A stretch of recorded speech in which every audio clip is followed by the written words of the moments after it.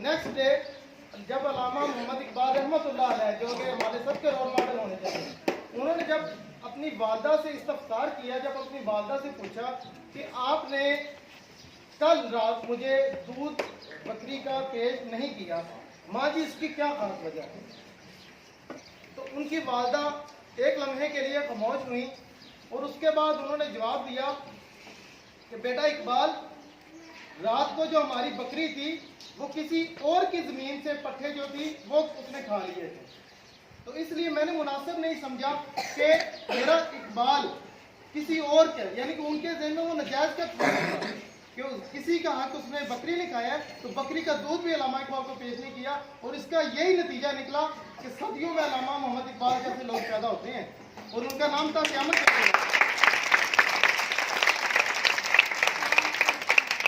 और उसमें हमारे लिए लेसन क्या है, हमारे लिए इसमें लेसन ये है कि हम वालिदैन अपने बच्चों को रिज़्क़े हलाल की कोशिश करें। जब हम अपने बच्चों को रिज़्क़े हलाल खिलाएंगे तो मेरा ईमान और हम सब का ईमान होना चाहिए कि जब रिज़्क़े हलाल खून में शामिल हो तो ज़रा सी काबिज भी इंसान कामयाबी से इम्तनाज़ कर दे।